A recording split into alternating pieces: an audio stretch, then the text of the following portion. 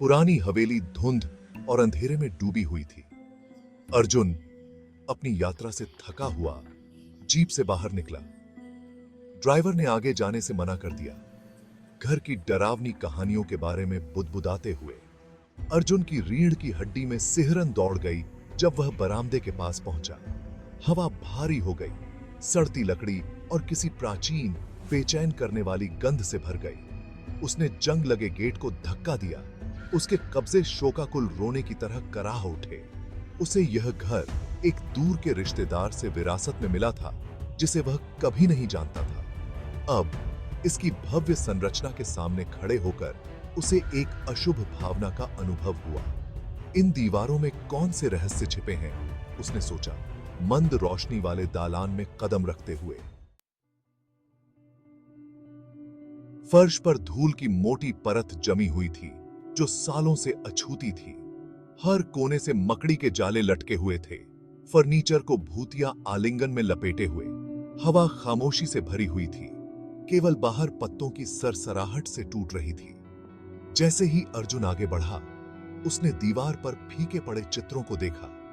उनकी आंखें उसकी हर हरकत पर नजर रखने लगी। वह एक को देखने के लिए रुका। रेशमी साड़ी में एक खूबसूरत महिला का चित्र। उसकी आंखें गहरी उदासी दर्शाती हैं।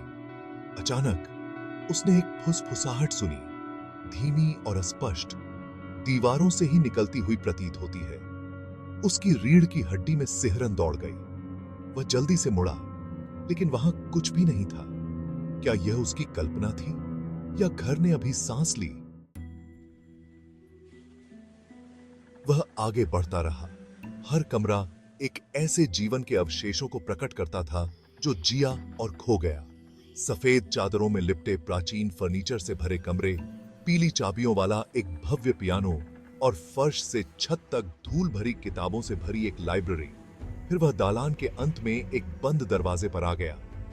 यह दूसरों के विपरीत बाहर खड़ा था।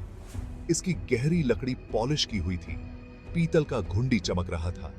उसने उसके प्रति एक अकथनीय खिंचाव महसूस किया। इस दरवाजे के पीछे क्या छिपा है? उसने हैंडल की कोशिश की, लेकिन वह हिला नहीं।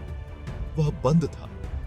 जिज्ञासा से प्रेरित होकर उसने चाबी की तलाश की, जो अंदर छिपे रहस्यों को खोलने के लिए दृढ़ थी। उसे लाइब्रेरी में एक किताब के अंदर चाबी छिपी हुई मिली, जो महाभारत के पन्नों के बीच रखी हुई थी। जैसे ही उसने इसे बाहर निकाला, चमड़े की बंधी एक छोटी डायरी उसके पैरों पर गिर गई, खुली हुई। उसने उसे उठाया। उसकी उंगलियां कवर पर शिलालेख की फीकी स्याही का पता लगा रही थीं। राधा की डायरी। उत्सुकता बढ़ी। वह पढ़ने लगा। बहते हुए लिपि में लिखे गए शब्दों में प्यार, विश्वासघात और एक प्यार की बात की गई था, जो मौत को भी मात देता था। चित्र में दिख रही महिला राधा को एक ऐसे व्यक्ति से प्यार हो गया था, जिसे उसका परिवार पसंद नहीं करता था। डायरी अचानक समाप्त हो गई। आखिरी के कुछ पन्ने फट गए, जिससे उसकी कहानी अधूरी रह गई। अर्जुन ने राधा के लिए सहानुभूति और बढ़ती बेचैनी का अनुभव किया। सेक्शन 5। एक भयानक खोज। हाथ में चाबी लेकर अर्जुन बंद कमरे में लौट आया। जैसे ही उसने चाबी घुमाई और दरवाजा खोला, उसका दिल जोर से धड़कने लगा। कमरा अंधेरा था, दालान से केवल रोशनी आ रही थी। जैसे ही उसकी आंखों को आदत हुई, वह हांफने लगा। कमरा राधा का मंदिर था।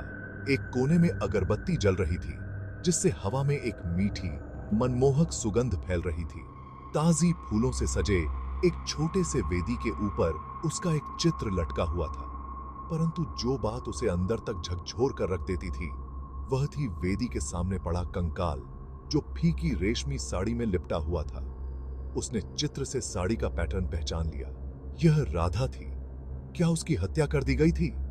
उसने चक्कर आने का अनुभव किया। दीवारें उस पर गिर पड़ी। फुसफुसाहट वापस आ गई, अब जोर से। उसके चारों ओर घूम रही थी, क्रोध और निराशा से भरी हुई थी। सेक्शन 6। श्राप। वह लड़खड़ाते हुए कमरे से बाहर निकला। उसका दिमाग घूम रहा था। उसे जाना था, इस घर और उसके भूतिया रहस्यों से बचना था। परंतु जैसे ही वह मुड़ा, उसने कुछ ऐसा देखा जो उसने पहले कभी नहीं देखा था। बंद दरवाजे के ऊपर दीवार पर खुदी हुई एक लिखावट। यह संस्कृत में था, भारत की प्राचीन भाषा। वह बस शब्दों को समझ सका। विश्वासघात की कीमत मृत्यु है और मृत्यु भी इस श्राप की जंजीरों को नहीं तोड़ सकती। शब्दों ने उसकी रीढ़ की हड्डी में सिहरन भेज दी। राधा की कहानी खत्म नहीं हुई थी। यह एक चक्र था, एक अभिशाप जिसने उसे घर से बांध दिया था। सेक्शन 7 चक्र तोड़ना। अर्जुन ने महसूस किया कि वह यूं ही नहीं जा सकता। घर में फंसी राधा की आत्मा शांति की हकदार थी। वह उसकी कहानी पर ठोकर मार चुका था और अब वह इसका एक हिस्सा था। उसे श्राप तोड़ने का रास्ता खोजना था। उन्होंने प्राचीन ग्रंथों और स्थानीय लोक कथाओं पर शोध करते हुए दिन बिताए। उन्होंने अतृप्त इच्छाओं के बारे में सीखा जो आत्माओं को नश्वर क्षेत्र से बांधती हैं और अनुष्ठान जो उन्हें प्रसन्न कर सकते हैं। उसे पता चला कि राधा के प्रेमी की हत्या कर दी गई थी। उसके शरीर को घर के पीछे कुएं में फेंक दिया गया था। वह जानता था कि उसे क्या करना है। उसे राधा और उसके प्रेमी को फिर से मिलाना था, उनकी आत्माओं को शांत करना था और दर्द और क्रोध के चक्र को तोड़ना था जिसने उन्हें बंदी बना लिया था। सेक्शन 8 अनुष्ठान। प्राचीन ग्रंथों के निर्देशों का पालन करते हुए अर्जुन ने कुएं के पास एक अनुष्ठान किया। उन्होंने प्रार्थना की, अगरबत्ती और फूल चढ़ाए, आत्माओं से शांति पाने के लिए विनती की। उसने कुएं में दूध डाला जो उसकी सद्भावना और उन्हें आगे बढ़ने में मदद करने की उसकी इच्छा का प्रतीक था। जैसे ही उसने अनुष्ठान समाप्त किया, हवा ऊर्जा से चटक गई। हवा तेज हो गई, उसके चारों ओर घूम रही थी। फुसफुसाहट तेज हो रही थी। उनका स्वर क्रोध से आशा की ओर बढ़ रहा था। फिर अचानक जैसे ही यह शुरू हुआ, सब कुछ शांत हो गया। उसने अपने पीछे किसी की मौजूदगी महसूस की। धीरे से मुड़कर उसने उन्हें देखा, राधा और उसका प्रेमी। उनके पारदर्शी रूप चांदनी में झिलमिला रहे थे। वे एक दूसरे के लिए पहुंचे।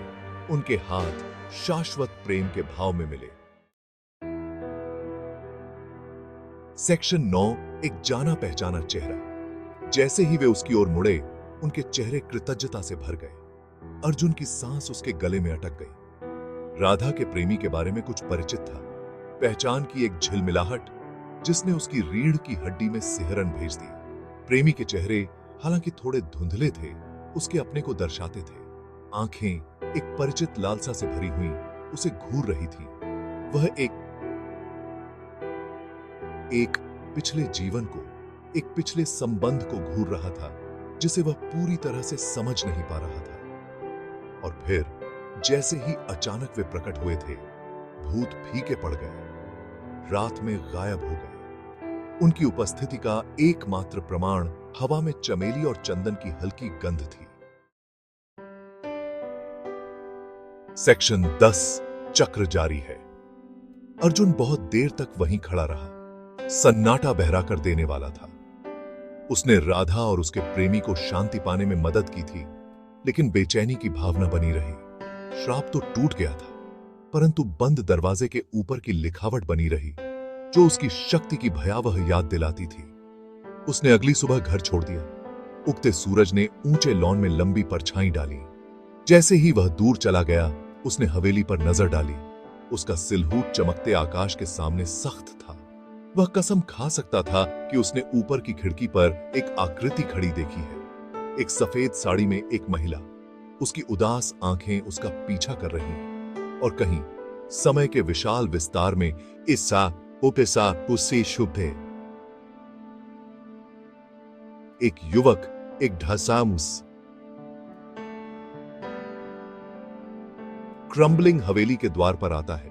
उसके रहस्य के लिए तैयार है, इस बात से अनजान है कि वह एक ऐसी कहानी में कदम रख रहा है जो पहले ही बताई जा चुकी है। एक चक्र जो खुद को दोहराने के लिए नियत है। ऐसे ही वीडियोस के लिए लाइक और सब्सक्राइब